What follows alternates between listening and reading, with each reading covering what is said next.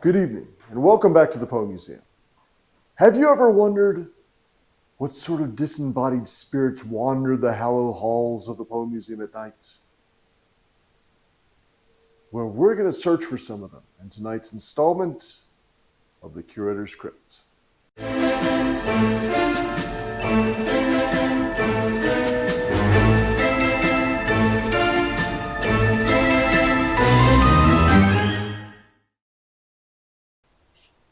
So is the Poe Museum haunted? Believe it or not, that's a question you would fairly often hear. Whether it's through email or the phone, even people on tours. And this is a comment we got recently from one of our Poe Museum Patreon patrons, Claire. She said, I do wonder if there are other stories of specters in the garden and or museum. If so, they would make a wonderful episode. Well, Claire, here's your episode. Unfortunately, we can't tell you if the Poe Museum is or isn't haunted. We don't have any proof one way or another. So I'm going to take you on a brief tour of the museum and tell you some of the stories I've heard over the years. So let's begin at the oldest part of the museum. In fact, it's called the Old Stone House. It's right this way. Now, I've heard the Poe Museum called the most haunted house in all of Richmond. And that's saying something because pretty much every house in this town boasts at least a couple of ghost stories. So this place is no different. And in fact, it's not a house. This is a 4-building complex. We were just in a little brick pergola in the Enchanted Garden, but there's 4 other buildings out there for us to see. And that's why we're going to start right behind you in the oldest house still standing in the original city limits of Richmond.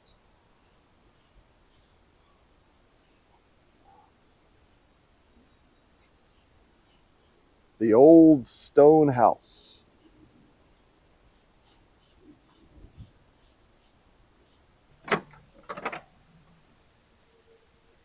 Even during Poe's day, this was known as the Old Stone House, because by then they'd already forgotten how old it was. The records from when it was built were probably in the courthouse that was burned by the British during the Revolutionary War.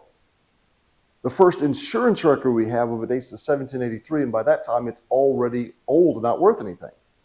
But we've tested the floorboards, and they give us a date of about 1754, so that's a good date to go by.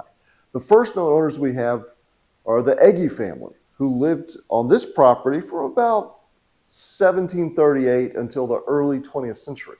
They owned the property until shortly before it became the Poe Museum. So that means generation after generation of people have lived, loved, and perished in this house. But we don't know exactly who's here. But overall, people get a fairly positive vibe in this house. And the stories associated with it aren't very terrifying. Like the little kid who supposedly plays in the garden during wedding ceremonies. Or on one occasion, back when this room was being used as a gift shop,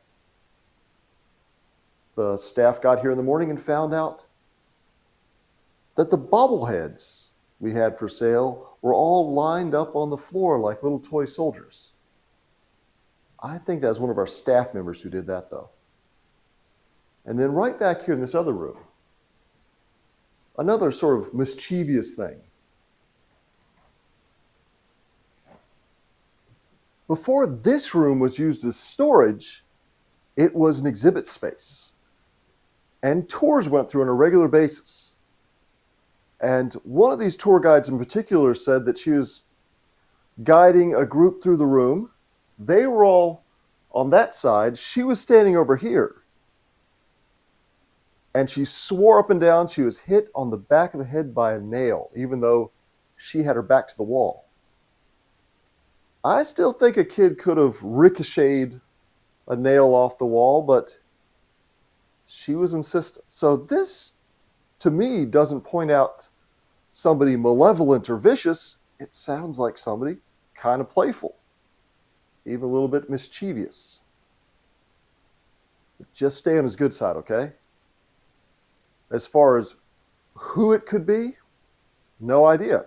So many generations of family lived in this house, it could be any child who maybe passed away during his youth, or it could just be people's imagination playing tricks on them. That brings us to Poe's sister's piano back here. Let's take a look.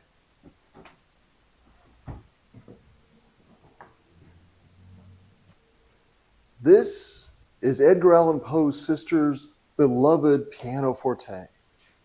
She said she was heartbroken when she had to give it away to a doctor to pay her medical expenses after the Civil War. It's been at the museum since 1948, and it's really one of the jewels of our collection. We even have Poe's sister's music book, so we know which songs she used to play on this piano. And over the years, we've got a lot of paranormal investigators coming to see the museum. And one of them decided, before they left for the night, they would station video and audio recording devices all throughout the museum complex. And they made the mistake of leaving one of their audio recording devices on this piano, even though the sign clearly says, do not touch. Don't touch the piano. What's wrong with you? That's beside the point. They left it on, and in the middle of the night, they say they heard footsteps coming down the stairs over there, approaching the piano, and then turning off the audio recorder.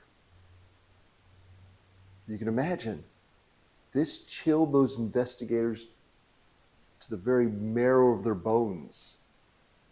This seemed like proof positive that some kind of entity was roaming these halls and interacting with their recording device. But it was actually just one of our employees being a jerk.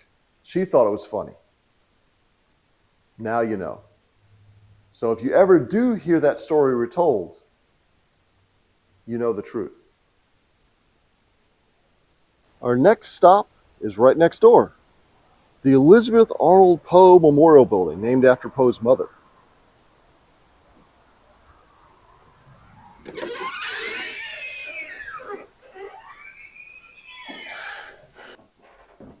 Just like the Poe Museum's Enchanted Garden, which I featured on an earlier video, this building is made of recycled parts from different Poe places. One of those pieces is this staircase salvaged from Edgar Allan Poe's childhood home that used to stand 6 blocks from here. So you can imagine a young Poe used to sneak down the stairs at night, maybe storm up the stairs after fighting with his foster father. Imagine how many pivotal moments in Poe's life would have taken place on these very steps. So what kind of story do these steps have to tell?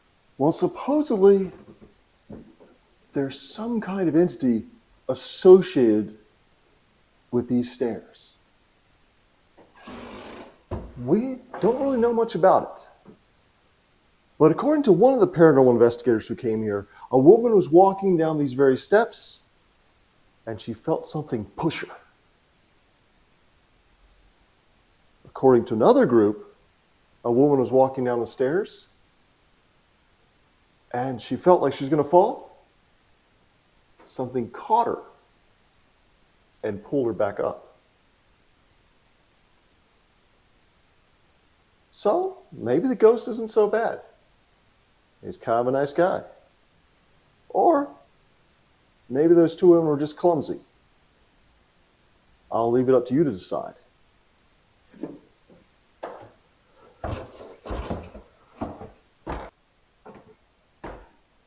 By this point, you're probably wondering, with all these precious Poe objects all around us, things that he held close to him, like his clothing, his trunk, his walking stick, his childhood bed back there, even his chair. And right here, the engagement ring he gave to his last fiancée just before his death. Does Poe still haunt these halls?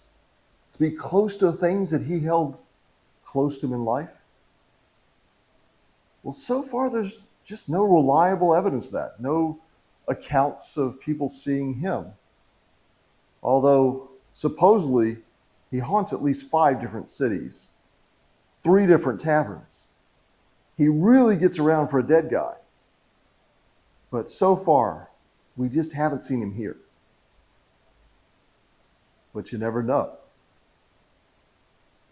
And that takes us to our next building, right this way.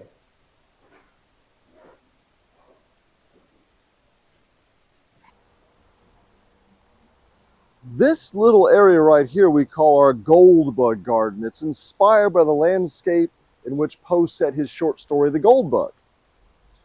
And it's really just a space between the building built out of recycled parts from Poe's childhood home and this 1890s structure, which became the museum's tea house when it opened. Yeah, you could come to the museum and have tea after your tour.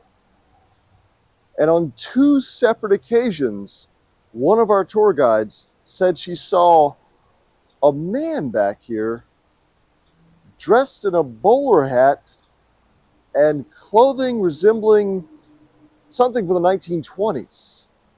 The museum opened in 1922, so she speculated that this could have been one of the museum's founders, maybe even the collector James H. Whitty. But she's no longer with us, so maybe we'll never know.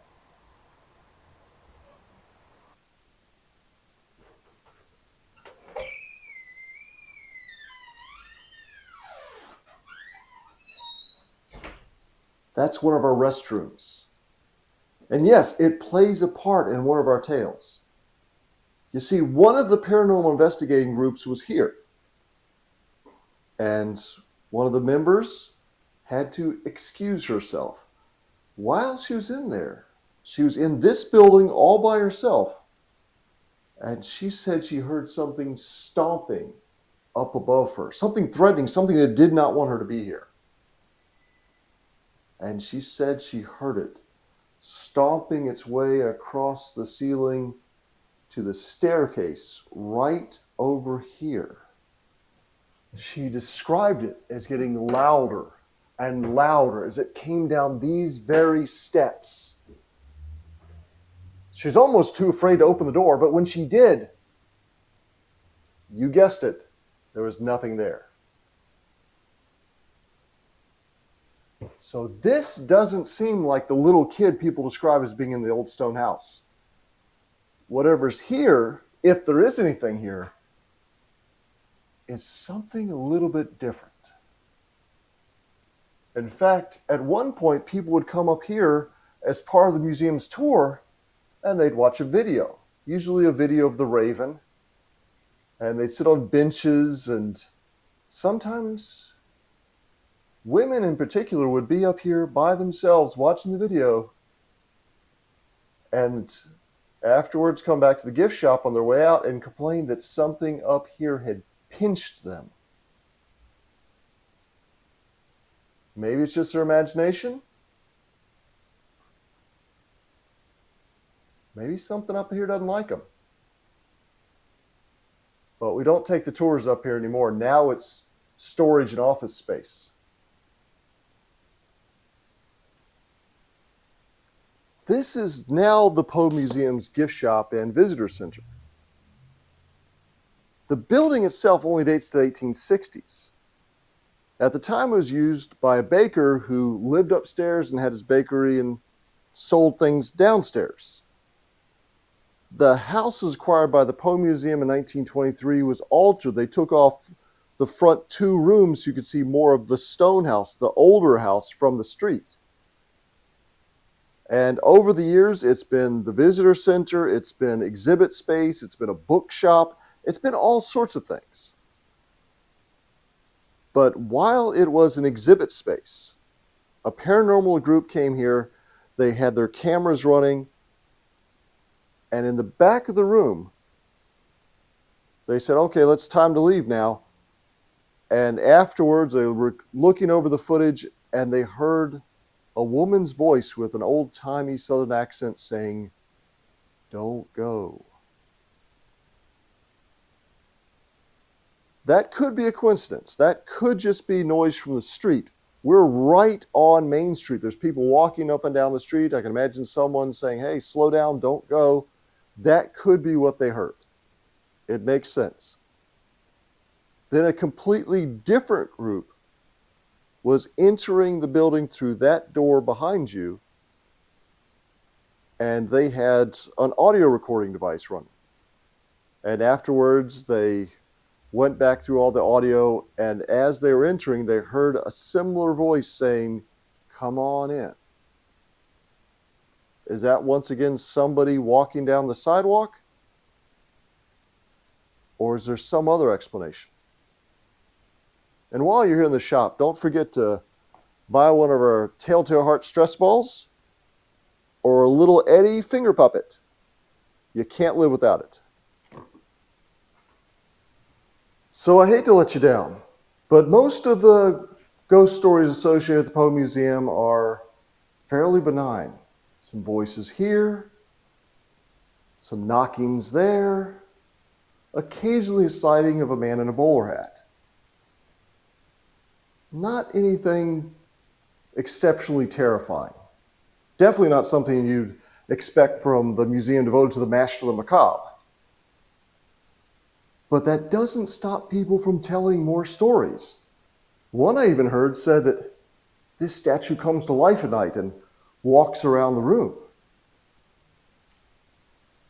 And there's still books published about hauntings at the museum. This one claims to actually have some photographs of some of the entities. Now, I wasn't here when these photos were taken, but a lot of the photos that were taken here tend to be blurry and indistinct, and some of them we've been able to replicate. But we'd love to hear your Poe Museum ghost stories. If you've had any experiences here, be sure to let us know in the comments what you think. And if you haven't been to the Poe Museum, are you convinced? Is the Poe Museum haunted? Or is it just our fevered imaginations? And if you'd like to help us preserve precious Poe pieces, like this statue that may or may not come to life at night, why not become a member or support the Poe Museum at poemuseum.org. And until next time, thanks for joining us. And I'll leave you with more gratuitous footage of our terrifying Poe Museum cats doing Poe Museum cat stuff.